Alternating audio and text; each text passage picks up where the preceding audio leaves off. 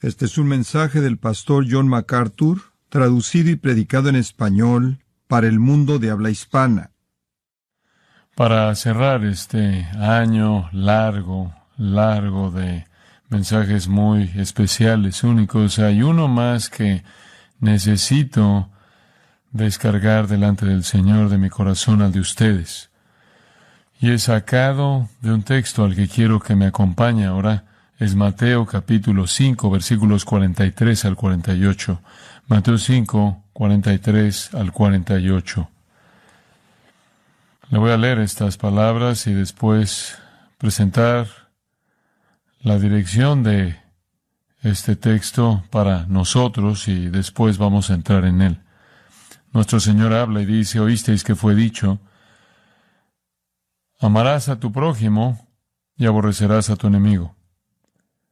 Pero yo os digo, amad a vuestros enemigos, bendecid a los que os maldicen, haced bien a los que os aborrecen, y orad por los que os ultrajan y os persiguen, para que seáis hijos de vuestro Padre que está en los cielos, que hace salir su sol sobre malos y buenos, y que hace llover sobre justos e injustos.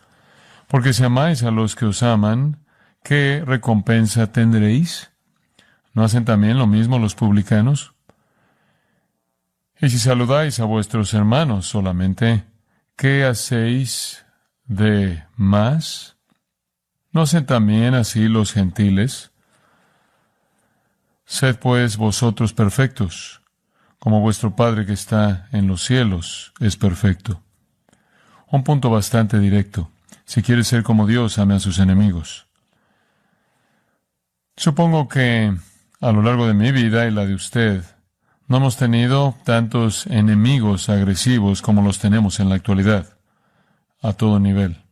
El reino de las tinieblas se ha vuelto más hostil que nunca, hostil a la luz, hostil al Evangelio, hostil a Cristo, hostil a la Iglesia, hostil a la verdad. Y esa hostilidad está siendo incrementada a un nivel que nunca hemos visto en nuestra sociedad, siendo mostrada quizás en su forma más dramática en Alberta, con el egresado de Master Seminary, James Coates.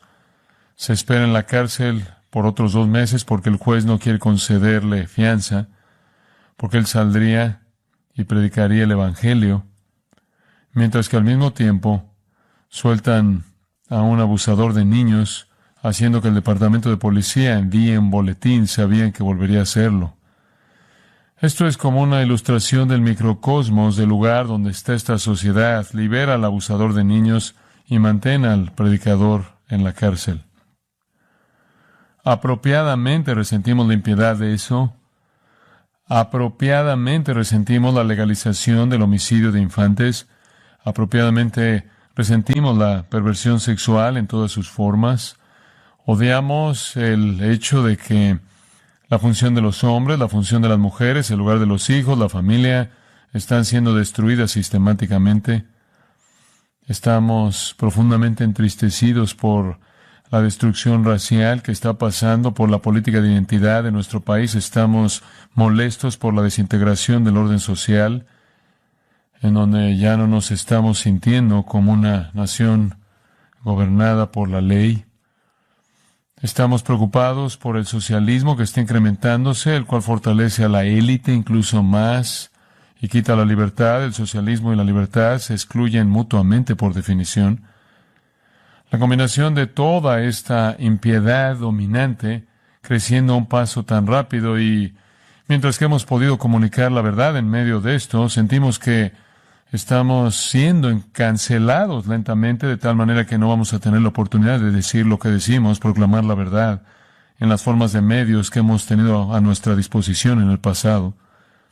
Es difícil que su corazón esté en el lugar correcto, porque estas cosas son hostiles para nosotros y son vituperios que están primordialmente dirigidos a Dios. Y como el salmista dijo, los vituperios que te caen, me caen. Cuando Dios es deshonrado, siento el dolor. Lo que Dios odia, lo odio. Lo que hace enojar a Dios, me hace enojar. Pero esa no debe ser nuestra actitud aquí. Acabamos de verlo en este texto claro. Debemos ser como Dios, al amar a nuestros enemigos. Hemos hablado tanto de la hostilidad que nos rodea, que está incrementando. Hemos hablado de persecución venidera. Hemos hablado de la criminalización de la justicia y la legalización de la injusticia. Hemos hablado de un mundo siendo volteado de cabeza. Necesitamos oír el mensaje de este texto. Ahora, esto es del Sermón del Monte, y hay 6 contrastes, comenzando en el versículo 21. Jesús le está hablando a los judíos, y Él está reconociendo que han sido enseñados ciertas cosas por parte de sus escribas y sus fariseos y rabinos, pero son inconsistentes con lo que Dios quiere que sepan, y entonces usted tiene 6 veces en este pequeño par, comenzando en el versículo 21, oísteis que fue dicho, versículo 22, pero yo os digo. Versículo 27, oísteis que fue dicho, pero yo os digo. Versículo 31, fue dicho, pero yo os digo. Versículo 33, habéis oído. Versículo 34, pero yo os digo. Versículo 38, oísteis que fue dicho, pero yo os digo. Y después, finalmente, en el versículo 43, oísteis que fue dicho, pero yo os digo.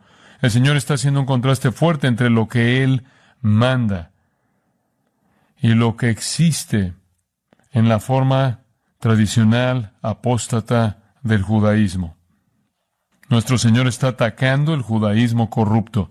Se dará cuenta en su Biblia, con mucha probabilidad, que cada vez que Jesús dice oísteis, hay una afirmación que en algunas versiones está en mayúsculas, lo cual significa que es tomada del Antiguo Testamento. No era que ignoraban el Antiguo Testamento. Cada una de esas tiene una referencia a un texto del Antiguo Testamento. Habían construido su sistema sobre un texto del Antiguo Testamento. El problema de nuestro Señor con ellos era que era demasiado superficial. Todo estaba en el exterior. Cuando Dios mandó no matar, Él también encerró en ese mandato no odiar. Cuando Dios mandó no cometer adulterio, encerrado en ese mandato está ni siquiera ver una mujer para codiciarla, o ha cometido adulterio en su corazón. Cuando Dios dijo, no se divorcien, Él quiso decir, no se divorcien, por ninguna razón fuera de la inmoralidad. Habían inventado muchas justificaciones para el divorcio. Cuando Dios dijo, no hagan votos falsos, no mientan, Dios no quiso decir a menos de que juren por el cielo, y eso de alguna manera cubre su mentira. Cuando Dios dijo, ojo por ojo, diente por diente, Él no estaba entregándole a usted la venganza le pertenece a Él. No era que no tenían versículos bíblicos que fueran con su sistema, los tenían, pero los representaban mal. Y no hay una interpretación errónea más clara que en el versículo 43, donde Él dice, oísteis que fue dicho, amarás a tu prójimo y aborrecerás a tu enemigo. Pero yo os digo, amad a vuestros enemigos.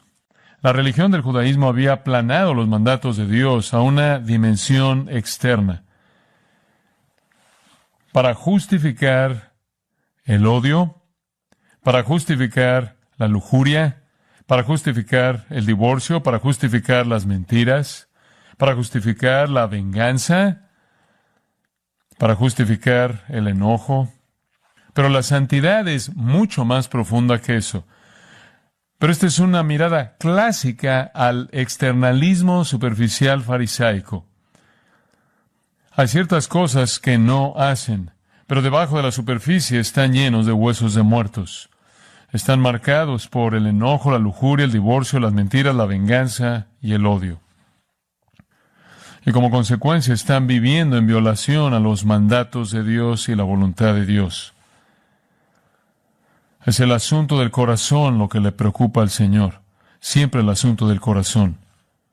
Y ese es el asunto al que se dirige en el texto frente a nosotros. Quiero que vea el asunto final entonces, versículos 43 en adelante que le leí. Este asunto de amar a su prójimo y también amar a su enemigo. Segundo gran mandamiento, amarás a tu prójimo como a ti mismo, ¿verdad? Y los judíos hacían estragos con eso al definir prójimo de manera tan estrecha que regresaban las únicas personas que escogían amar. Esencialmente, solo las personas en el grupo de ellos.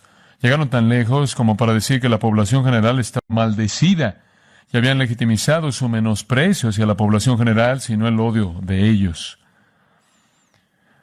Amaban a su prójimo muy bien. Si usted los dejaba definir a su prójimo. Entonces veamos eso. Comenzaremos con la tradición de los judíos.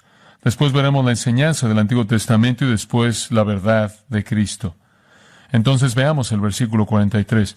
Oísteis que fue dicho, amarás a tu prójimo y aborrecerás a tu enemigo. Esta es la forma rabínica, superficial, de teología de nivel bajo en el judaísmo defectuoso. Oísteis que fue dicho. La frase conocida que presenta la enseñanza de los rabinos. Han sido enseñados, amarás a tu prójimo. Y ese es un buen comienzo. Levítico 19, 17 y 18 manda que usted ame a su prójimo. Mateo 22, Jesús dijo, este es el segundo y gran mandamiento, amarás a tu prójimo. Por cierto, dejaron afuera como a ti mismo. Deliberadamente, porque eso es demasiado que pedir. No hay, por cierto, ningún mandamiento en la Biblia amarte a ti mismo. Eso simplemente es parte de tu naturaleza caída corrupta. Usted hace eso automáticamente. La Biblia no le manda a usted a amarse a sí mismo. La Biblia le manda a amar a su prójimo como usted mismo. ¿Y cómo se ama usted a sí mismo? Bueno, usted debería estar familiarizado con eso. Es lo que usted hace todo el tiempo. Nuestro amor por nosotros mismos no es fingido, es ferviente, habitual, permanente. Tiene que ver con todas nuestras necesidades, todos nuestros deseos, todos nuestros intereses, todos nuestros deseos, todas nuestras esperanzas, todas nuestras ambiciones. Nos motiva a hacer todo lo que sea posible por asegurar nuestra propia felicidad, bienestar, satisfacción, comodidad e intereses. Busca nuestro propio placer y satisfacción. No conoce el límite en el esfuerzo y asegura todo esto y protección de cualquier daño. Y por cierto, nuestro amor por nosotros mismos es muy perdonador. ¿Se ha dado cuenta? Es una persona única la que ama a su prójimo de esa manera. Entonces, inmediatamente enfrentamos la realidad de que no amamos al Señor Dios con todo nuestro corazón, alma, mente y fuerzas, el cual es el primer mandamiento, entonces quedamos cortos ahí. Y ciertamente no amamos a nuestro prójimo como a nosotros mismos, entonces nos quedamos cortos ahí. Y como consecuencia, todos estamos bajo castigo divino. Usted puede tomar la ley en sus partes diferentes, o puede reducirla a 10 mandamientos, o puede reducirla a 2 mandamientos, y sea como sea que la vea, nos quedamos cortos. Los judíos justificaron el hecho de que odiaban a sus enemigos al añadir, amarás a tu prójimo y aborrecerás a tu enemigo. Ahora, eso es después de que ya habían definido estrechamente prójimo. Prójimo era otro judío en su grupo. No publicanos, no la chusma, como mencioné, Juan 7, 47 al 49, dice que maldecían a la chusma, la población judía en general. Su definición estrecha de prójimo era alguien en su grupo. Y al resto de la gente que estaba fuera de ese grupo altamente definido, ellos tenían un derecho de odiar. Ignoraron convenientemente, mientras que estaban viendo Levítico 19, 17, 18, que dice, amarás a tu prójimo como a ti mismo, convenientemente ignoraron el versículo 34, que dice, como un natural de vosotros tendréis al extranjero que mora entre vosotros, y lo amarás como a ti mismo. Eso es bastante selectivo. Tomaron los versículos 17 y 18, ignoraron el versículo 34 que dice, debes amar al extraño como a ti mismo. Ignoraron Éxodo 12:49. La misma ley será para el natural y para el extranjero que habitare entre vosotros. Usted no tiene el derecho de ser exigente al escoger. Pero este odio de cualquier persona fuera del grupo se había desarrollado en algunas maneras muy sofisticadas. Había una de las sectas conocidas del judaísmo llamada los esenos. Era una especie de secta monástica, vivían junto al Mar Muerto. Allí es en donde se originaron los rollos del Mar Muerto. Y los esenos dicen cosas como esta, y esto es de su enseñanza. Ama a todos los que Dios ha escogido y odia a todos los que Él ha rechazado. Ama a todos los hijos de luz, cada uno conforme a su suerte en la comunidad de Dios, y odia a todos los hijos de las tinieblas. Los levitas maldicen a todos los hijos de Belial. ¿Y quiénes son los hijos de Belial? No escenos. Entonces, si no estás en nuestro grupo, estás maldecido. Y esto era visto como un nivel de justicia que probaba que realmente conocían la mente y el corazón de Dios, por lo menos para ellos. Entonces, en la tradición, en lo que habían desarrollado en el judaísmo, el mandamiento amar a tu prójimo se volvió una licencia para odiar.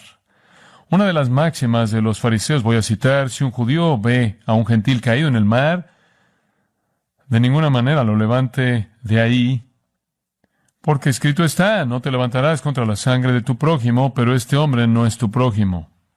Fin de la cita. Si ves un gentil ahogándose, deja que se ahogue. Tienes el derecho de ser indiferente. No es sorprendente entonces que los romanos acusaron a los judíos de odiar a la humanidad. Entonces eran muy selectivos al escoger textos del Antiguo Testamento para evitar lo que Dios de hecho dijo que era amar a todo mundo como te amas a ti mismo. ¿Qué es lo que el Antiguo Testamento en realidad enseña? Esa es la tradición de ellos, pero veamos el Antiguo Testamento. Los judíos entraron a Canaán, usted conoce la historia, claro, y se les mandó exterminar a los cananeos. Se les dijo, Deuteronomio 23, que los amonitas, los moabitas, los madianitas no debían ser tratados con amabilidad como un pueblo. ¿Entendió eso? No debían ser tratados con amabilidad como pueblo. De hecho, debían ser ejecutados. Y usted diría, leyendo los salmos imprecatorios, parece como si el odio de Dios hacia la gente es severo. ¿Por qué está mal para nosotros? Por ejemplo, en el Salmo 69, versículo 22. Esto es lo que el salmista ora. Sea su convite, hablando de sus enemigos, sea su convite delante de ellos por lazo, y lo que es para bien por tropiezo. Sean oscurecidos sus ojos para que no vean y haz temblar continuamente sus lomos. Derrama sobre ellos tu ira, y el furor de tu enojo los alcance. Sea su palacio asolado, en sus tiendas no haya morador, porque persiguieron al que tú heriste y cuentan el dolor de los que tú llagaste. Pon maldad sobre su maldad, y no entren en tu justicia. Sean raídos del libro de los vivientes, y no sean escritos entre los justos. Wow, bastante severo. ¿Qué es eso? Ese es un salmista afirmando el diseño divino de Dios de pelear contra las naciones que amenazaron a Israel. Las guerras de Israel fueron las únicas guerras santas en la historia. Las únicas guerras santas en la historia autorizadas por Dios como actos de juicio. Dios no retiene el juicio, Él ahogó al mundo entero. ¿No es cierto? En los días de Noé. El Antiguo Testamento está lleno de muchos juicios. Y las guerras de Israel no fueron actos de venganza personal por parte del pueblo judío. Fueron mandatos de Dios para que el juicio cayera sobre esas naciones que rodeaban a Israel, lo cual mostró ser una amenaza mortal.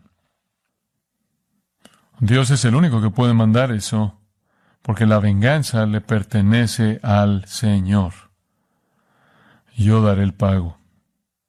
Solo por mandato divino puede un salmo imprecatorio ser orado sobre la cabeza de un enemigo de Israel.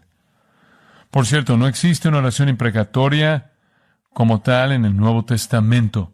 Esto estaba ligado a la protección y preservación de Dios de su pueblo en el Antiguo Testamento para que fueran sustentados para la llegada del Mesías. En los salmos imprecatorios, los salmistas no hablan con odio personal, enemistad personal. Hablan como un representante de Dios. Hablan como un representante del pueblo de Dios.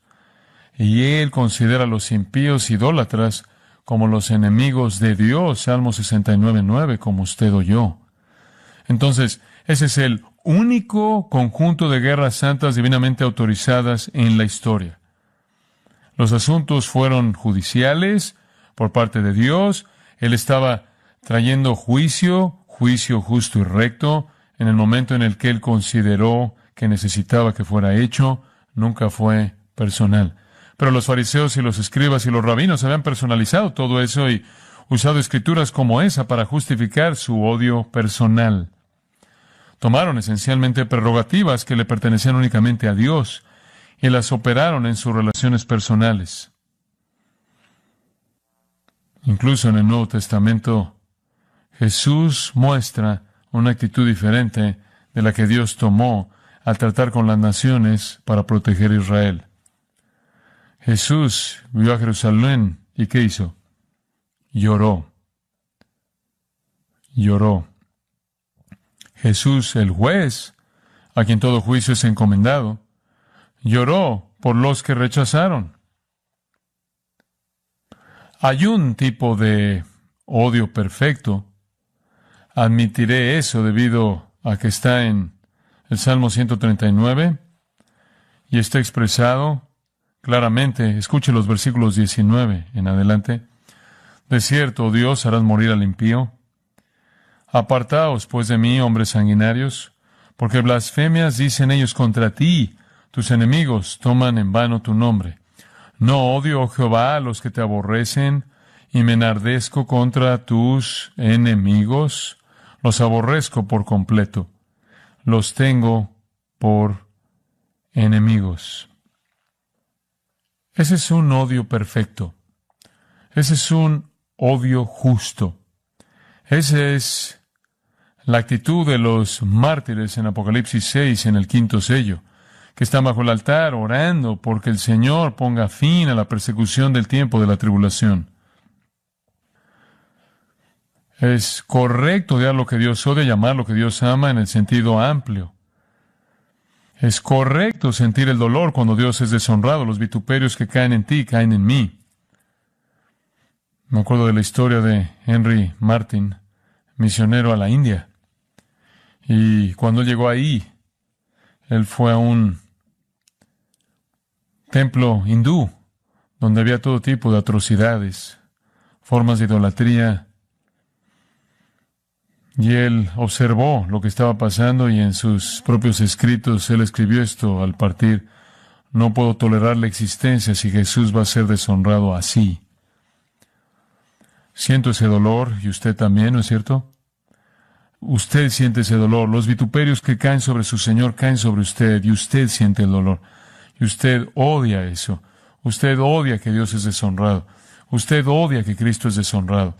Usted odia que el nombre de Jesucristo es usado como una palabra profana. Usted odia cuando Jesús es menospreciado y blasfemado. Usted odia eso. Y usted tiene toda razón para odiar eso. Ese es un odio santo, esa es una indignación justa. Ese es el Espíritu de Dios en usted, mostrándole qué amar y qué odiar. Pero es claro que eso no le da a usted justificación para odiar a pecadores individuales. Escuche Éxodo 23, versículos 4 y 5. Si encontrares el buey de tu enemigo o su asno extraviado, no hay mucha oportunidad de eso ahora, pero entiende el punto. Vuelve a llevárselo. Si usted encuentra el asno de alguien o su buey extraviado, lléveselo de regreso. Si vieres el asno del que te aborrece caído debajo de su carga, ¿le dejarás sin ayuda? Antes bien le ayudarás a levantarlo. Si usted encuentra el asno de alguien en el suelo porque la carga es demasiado grande, incluso si es su enemigo, usted alivia al asno de su carga. Usted expresa bondad no solo hacia su prójimo o su enemigo, sino hacia el animal de su enemigo.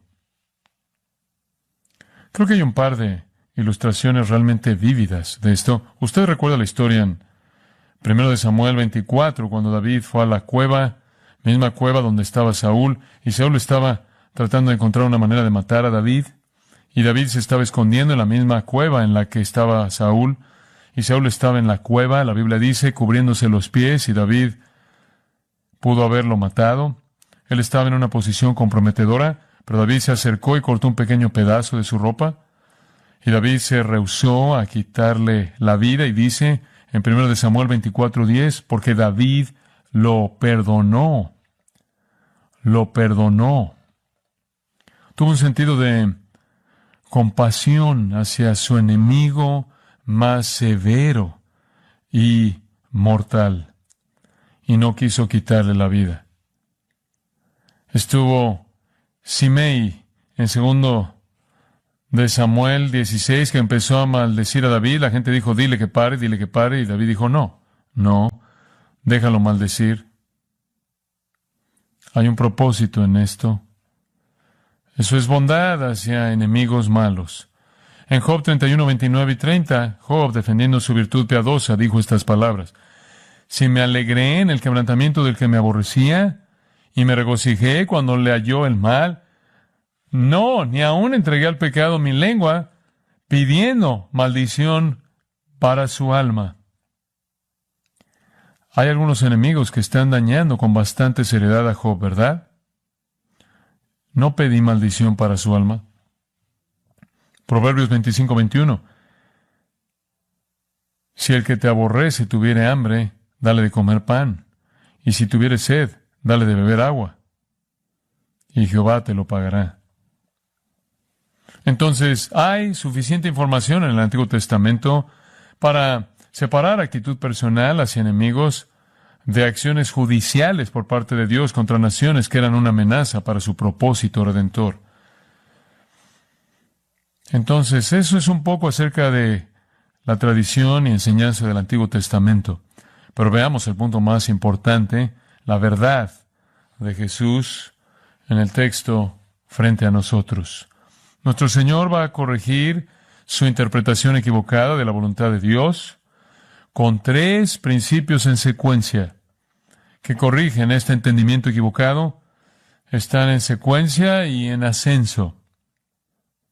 Ama a tus enemigos, ora por tus perseguidores, manifiesta que eres hijo. Entonces veamos el versículo 44. Ama a tus enemigos.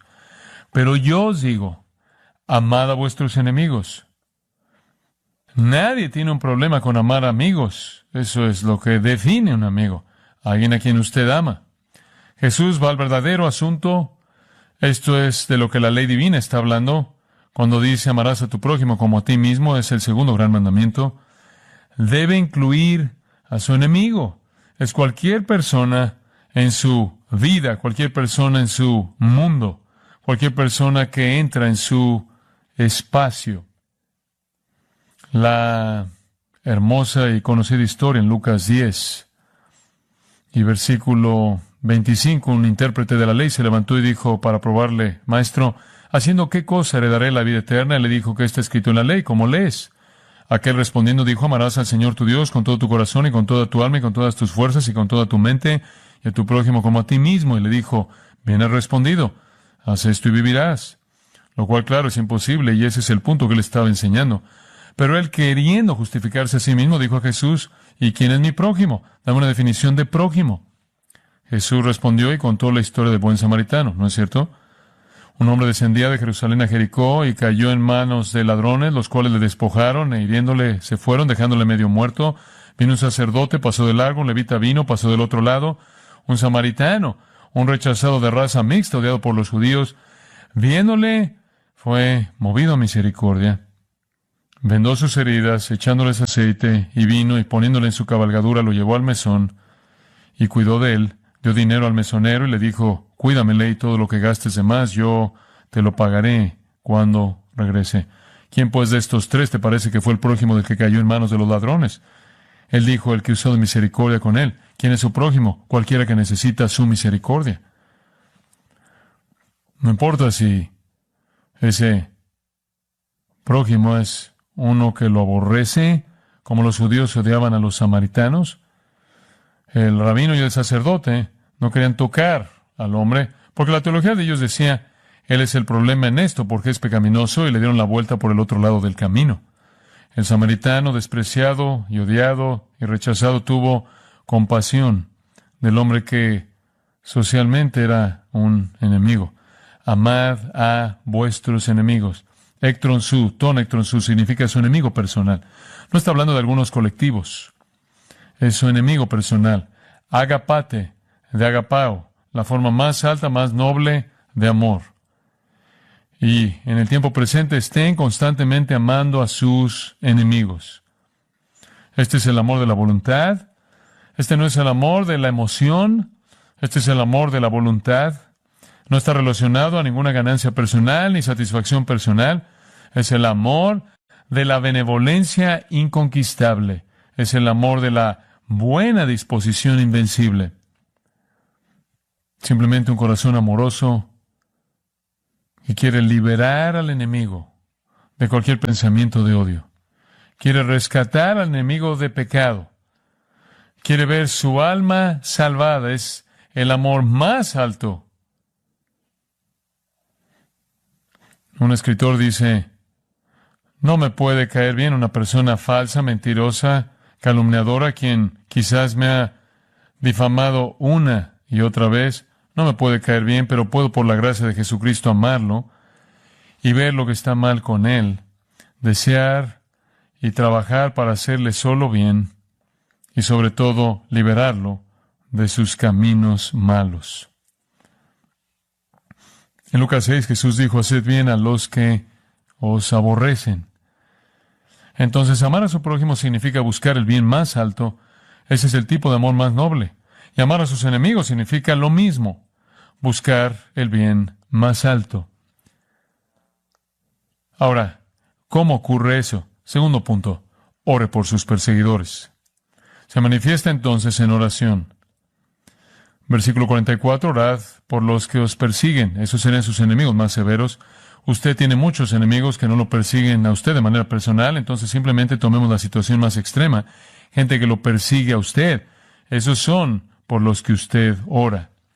Regrese al capítulo 5, al versículo 10, en las bienaventuranzas. Bienaventurados los que padecen persecución por causa de la justicia, porque de ellos es el reino de los cielos. Entonces esto asume que usted va a tener perseguidores.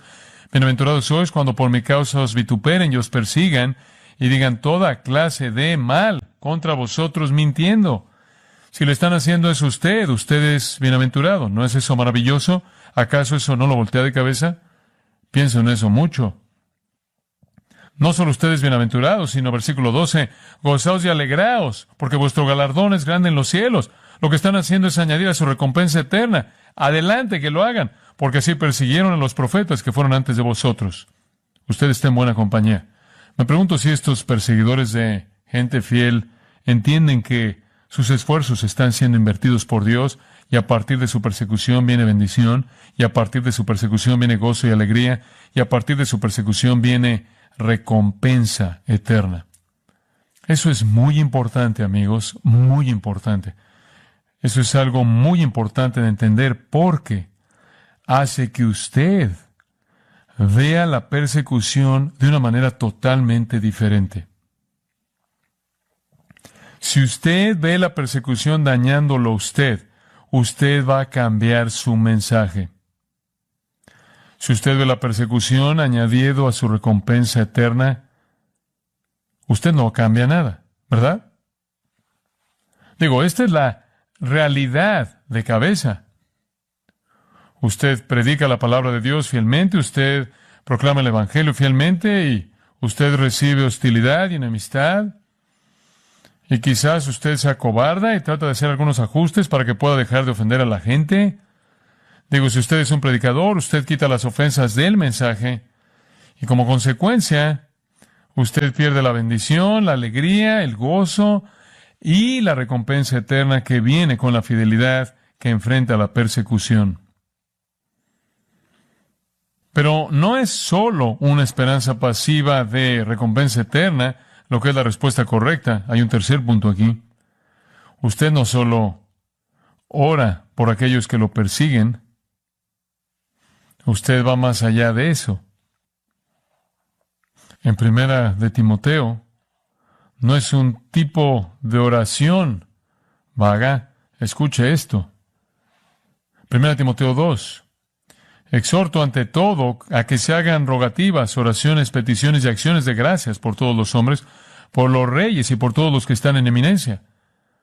Ahora nos hemos elevado a la gente que tiene más poder para perseguir y estamos orando por ellos para que vivamos quieta y reposadamente en toda piedad y honestidad, porque esto es bueno y agradable delante de Dios nuestro Salvador, el cual quiere que todos los hombres sean salvos y vengan al conocimiento de la verdad. Entonces, ¿por qué estamos orando? Su salvación. Oramos porque Dios les muestre su pecaminosidad. Sería un pecado no orar.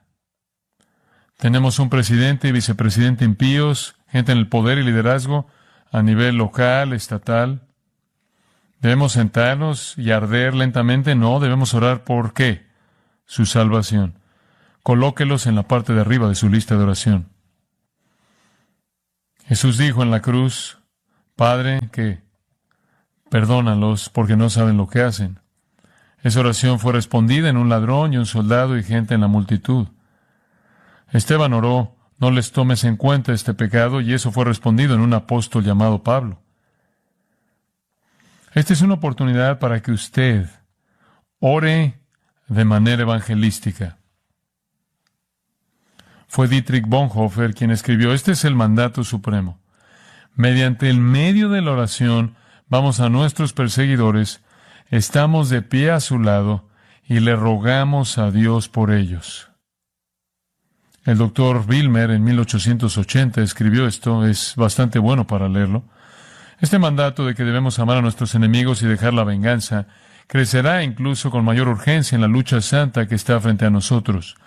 Los cristianos serán perseguidos de lugar en lugar, sujetos a ataque físico, maltrato y muerte de todo tipo. Estamos acercándonos, escribió él en 1880, a una época de persecución extensa. Pronto vendrá el tiempo cuando oraremos. Será una oración de amor ferviente por estos hijos mismos de perdición, que están por todos lados y nos ven con ojos encendidos con odio, y quienes quizás han levantado sus manos para matarnos. Sí, la iglesia, la cual realmente está esperando a su Señor y que discierne las señales de los tiempos, debe arrojarse a sí misma con su poder máximo y la armadura de su vida santa a esta oración de amor. Amar a sus enemigos significa orar por sus perseguidores. Y después hay un tercer elemento. Amar a sus enemigos significa manifestar su relación de hijo. Manifestar su relación de hijo. Vamos a retomarlo en el versículo 45. De hecho, solo vamos a comenzar ahí. Para que seáis hijos de vuestro Padre que está en los cielos. Aquí está el principio básico. Usted nunca es tan parecido a Dios como cuando perdona a sus enemigos. Simple, usted nunca es tan parecido a Dios como cuando perdona a sus enemigos. Porque el todo de la salvación está basado en el hecho de que Dios ha perdonado a sus enemigos. No podemos manifestar que somos genuinamente los hijos de Dios, a menos de que amemos como Dios ama. Y Dios amó enemigos porque esas eran las únicas personas que existían. Él no tiene ningún amigo en el mundo caído. El apóstol Pablo entendió esto y escribió al final del 4º capítulo de Efesios, sed benignos unos con otros, misericordiosos, perdonándoos unos a otros, como Dios también os perdonó a vosotros en Cristo. Sed pues imitadores de Dios como hijos amados. Ese es el único lugar en el Nuevo Testamento en donde dice sed imitadores de Dios. ¿Quiere usted imitar a Dios? Perdone enemigos. ¿Qué dice Romanos? Siendo aún pecadores, siendo aún enemigos, Cristo murió por nosotros. Dios muestra su amor hacia sus enemigos. Versículo 45, que hace salir su sol sobre malos y buenos, y que hace llover sobre justos e injustos. Porque si amáis a los que os aman, ¿qué recompensa tendréis? ¿No hacen también lo mismo los publicanos? Y si saludáis a vuestros hermanos solamente, ¿qué hacéis de más? ¿No hacen también así los gentiles? Sed pues vosotros perfectos, como vuestro Padre que está en los cielos es perfecto, y eso significa que usted debe amar como Él ama. Es claro que Dios ama a gente buena y a gente mala, y lo muestra al mostrar favor y bondad temporales a ellos. Hace que la lluvia caiga sobre los malos y los buenos, los justos y los injustos, que el sol brille sobre ellos. El Salmo 145 dice, los ojos de todos esperan en ti, y tú les das su comida a su tiempo. Abres tu mano y colmas de bendición a todo ser viviente. Dios alimenta al mundo entero. En Lucas 6 encontramos otro principio de esto. Lucas 6, versículo 27. Pero a vosotros los que oís os digo, amad a vuestros enemigos, haced bien a los que os aborrecen, bendecid a los que os maldicen, y orad por los que os calumnian. Al que te hiera en una mejilla, preséntale también la otra, y al que te quite la capa, ni aun la túnica le niegues. A cualquiera que te pida, dale, y al que tome lo que es tuyo, no pidas que te lo devuelva. Y como queréis que hagan los hombres con vosotros, así también haced vosotros con ellos, porque si amáis a los que os aman, ¿qué mérito tenéis? Porque también los pecadores aman a los que los aman, y si hacéis bien a los que os hacen bien, ¿qué mérito tenéis? Porque también los pecadores hacen lo mismo, y si prestáis a aquellos de quienes esperáis recibir, ¿qué mérito tenéis? Porque también los pecadores prestan a los pecadores para recibir otro tanto. Amad pues a vuestros enemigos. ¿Y cómo? Haced bien y prestad, no esperando de ello nada, y será vuestro galardón grande, y seréis hijos del Altísimo. Porque Él es benigno para con los ingratos y malos. Sed pues misericordiosos, como también vuestro Padre es misericordioso. Esto está hablando de benevolencia general. Muestre amor al no ser egoísta. Fue Juan Calvino quien denominó esto como gracia común. Viene del amor de Dios por la humanidad. Y no está limitado a alguna definición estrecha de prójimo. El sol brilla en la gente más reprobada, que odia a Dios en el mundo, y la lluvia cae también sobre ellos. Si usted quiere amar como Dios ama, usted tiene que amar a aquellos que lo aborrecen, según lo que acabamos de leer en Mateo 5. Usted tiene que amar a los que lo defraudan. Usted tiene que amar a aquellos que están afuera de su grupo social. No es suficiente simplemente amar a la gente en su grupo. Los paganos hacen eso. Y el resumen de eso, versículo 48, si usted quiere ser como Dios, ame a sus enemigos de la manera en la que Él ama enemigos. Entender la naturaleza del amor de Dios por el mundo de pecadores impíos no es fácil.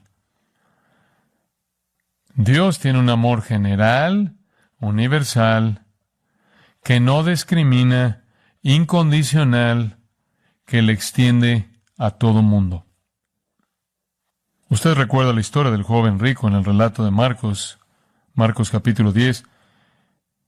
No arrepentido, rechazando a Cristo, un pecador soberbio, le dio la espalda a Cristo, y la historia termina en Marcos, pero Jesús viéndolo, lo amó. Juan 3:16, Dios amó al mundo entero. ¿Cómo ama Dios al enemigo?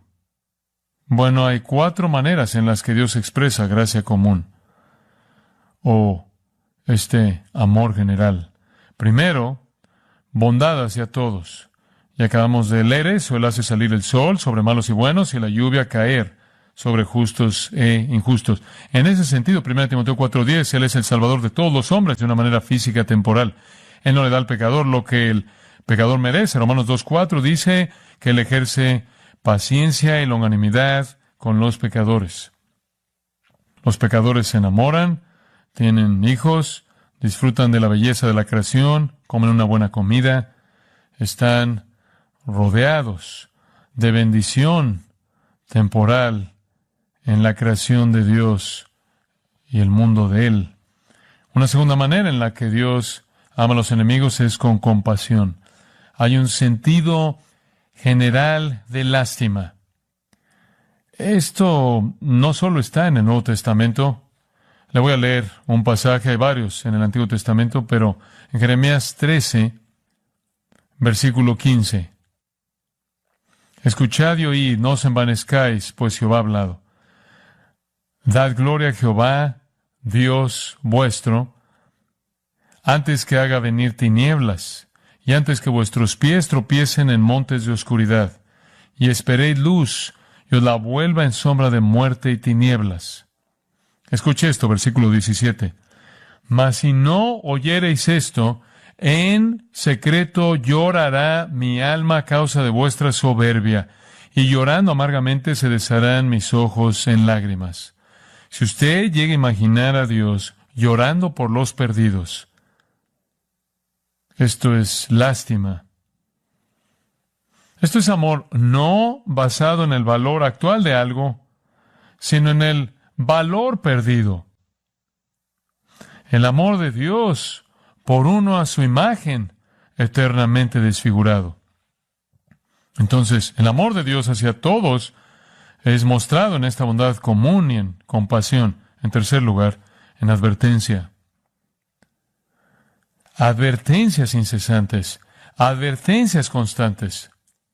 Piensa en Lucas 13, en donde la historia es contada de la torre que cayó, mató a la gente, acerca de los hombres de Pilato que vinieron y rebanaron a los galileos que estaban adorando en el templo.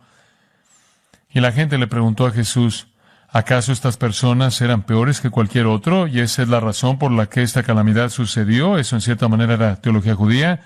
Y Jesús dijo, arrepentidos o lo mismo te va a pasar.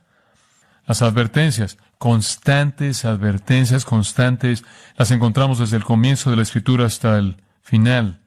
Advertencias.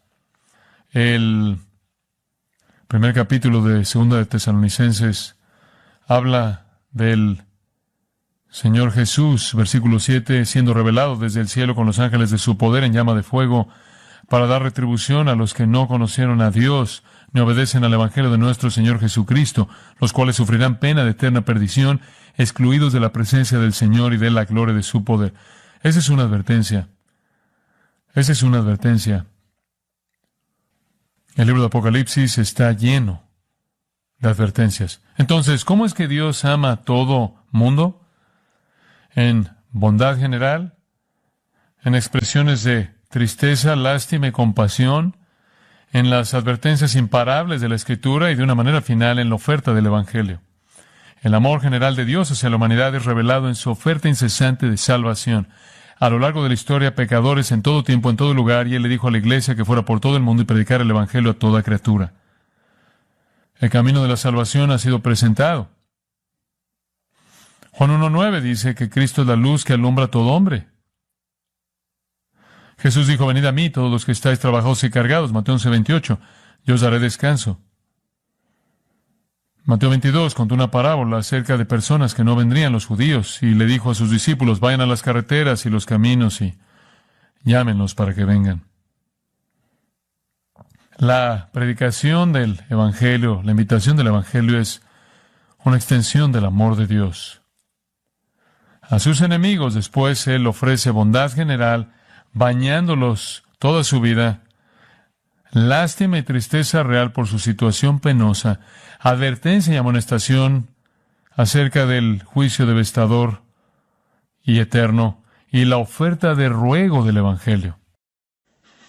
Entonces, si usted quiere amar a su prójimo como Dios ama, muestre amabilidad, muestre lástima y compasión, adviértales y déles el Evangelio. Y ese pensamiento final, así es como es ser perfecto, como vuestro Padre, que está en los cielos, es perfecto. Bueno, eso no es posible. Pero esa es la meta. Esa es la meta. Usted dice que es un hijo de Dios, usted dice que es un hijo de Dios, entonces no puede odiar a sus enemigos, tiene que amarlos. Esa es la evidencia de que usted es un hijo de Dios. Esa es la evidencia de que la vida de Dios está en usted. Así es como debemos amar en el mundo. Nada corto de esto va a satisfacer a su Señor. Entonces, conforme las cosas se ponen difíciles, más difíciles, cada vez más difíciles, recuerde esto. Cuando la persecución venga a su camino, usted es bienaventurado. Cuando lo acusan falsamente usted, está alegre, se regocija. ¿Por qué? porque está incrementando su recompensa. ¿Dónde? En el cielo. Y eso, entonces, se vuelve incentivo para amar a sus enemigos. Inclinémonos en oración. Padre nuestro, venimos a ti al final de esta sección de la Escritura, sintiendo como si nos hemos sentado a los pies de Jesús y hemos sido enseñados. Y eso es exactamente lo que pasó. Somos tan privilegiados. Hay un sentido en el que amas a los tuyos de manera única. Tú nos amas, según Juan 13:1, hasta el final, al máximo, al límite, eternamente. Y ninguno tiene mayor amor que este, que ponga su vida por sus amigos. Te agradecemos porque pusiste tu vida por aquellos que amas de manera salvadora. Y después nos pediste que amáramos a los pecadores a nuestro alrededor, de la manera en la que nos amaste cuando todavía éramos pecadores, y Cristo murió por nosotros. Que seamos conocidos por nuestro amor, no solo por nuestro amor unos por otros, la familia, sino por nuestro amor hacia aquellos que son los enemigos más devotos, ávidos y peligrosos. Que estén en la parte de arriba de la lista para que los amemos y oremos por ellos. Oramos por los líderes de este país, oramos por el presidente, vicepresidente, senadores, congresistas, gobernadores, políticos a todo nivel. Oramos por su salvación. Eso es por lo que oramos, porque eso es por lo que nos dijiste que oráramos. Oramos, Señor, porque los salves. Nos atrevemos, Señor, a pedir que el Espíritu de Dios entre y los convenza de pecado y de justicia y de juicio, para que caigan de rodillas en penitencia y abracen a Cristo. No depende de ellos, depende de ti. Señor, pedimos que tú muestres tu gracia y salves a algunos de estos que han planeado tal hostilidad contra tu verdad. Salva a algunas personas en la cima de las corporaciones, incluyendo los grandes de la tecnología, algunos de aquellos que controlan los medios. Sálvalos, Señor, para tu gloria. Que el testimonio sea tan poderoso, la transformación de estas personas, que sea ineludible ver lo que el Evangelio puede hacer. Y habiendo dicho eso, entendemos que está presentado en la Escritura que no habrá muchos poderosos, no muchos nobles, porque tú has escogido a los bajos y a los nadies y las cosas bajas.